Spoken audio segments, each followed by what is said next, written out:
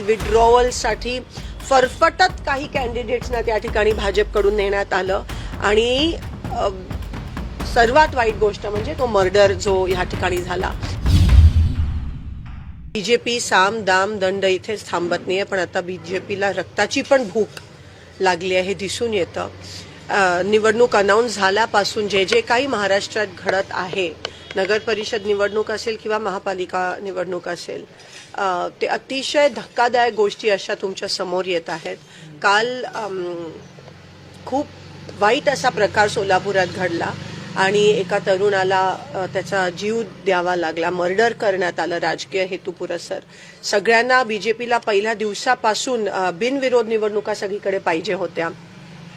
मग आरोळवर आलेलं खूप मोठ्या प्रमाणातलं प्रेशर असेल, 3च्या नंतर देण्यात आलेले एबी फॉर्म्स असतील, बरेच आरोज आम्हाला अजूनही जी पाहिजे ती माहिती महाविकास आघाडीला देत नाहीये. तुम्हाला हे माहिती अजूनही याद्या त्या ठिकाणी डिक्लेअर झाल्या नाही आहेत. कोणतीही गोष्ट त्या ठिकाणी वेळेवर दिली जात नाही. खास करून आरो 2 जे असतील, मी आता मला नावं घ्यायची नाही आहेत, अजूनही ते इन्फॉर्मेशन देत नाही आहेत, याद्या देत नाही आहेत.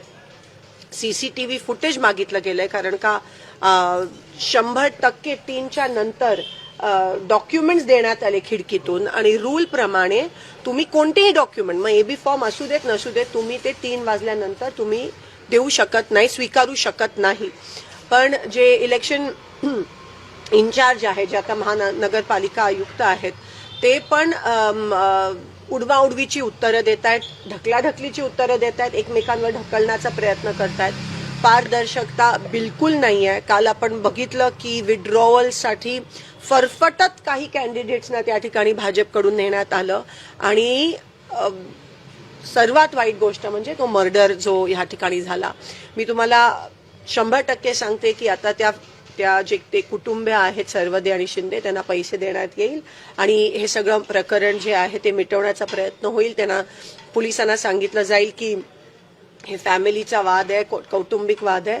पण मी प्रशासनाला विनंती करते आणि आता आमचा विश्वास फक्त प्रशासनावर असेल, कारण का ते पण जर तिथे पण जर मॅन्युप्युलेशन होत असेल, तिथे पण जर दबाव होत असेल, तर मग आपण विश्वास कशावर ठेवायचा? एक ह्या देशात, ह्या लोकशाहीमध्ये प्रशासन आणि शासन तर पूर्णपणे बिघडलंय, तर प्रशासनावर आपला विश्वास आहे. पण ते पण जर एका महाविकास आघाडी किंवा विरोधी पक्षाला साथ देत नसेल लोकशाही जिवंत ठेवायला, तर आपण बघणार कोणाकडे? आणि म्हणून पोलीस कोणत्याही दबावाखाली न येता त्यांनी ही चौकशी पारदर्शक केली पाहिजे आणि जे काय आहे ते नीट सीसीटीव्ही फुटेज असेल, कुटुंबाला जे CDR कॉल डेटा रेकॉर्ड्स असतील, सगळं नीट तपासून ह्याच्या मागे जे कोणी असेल त्यांची नावं समोर यायला पाहिजेत.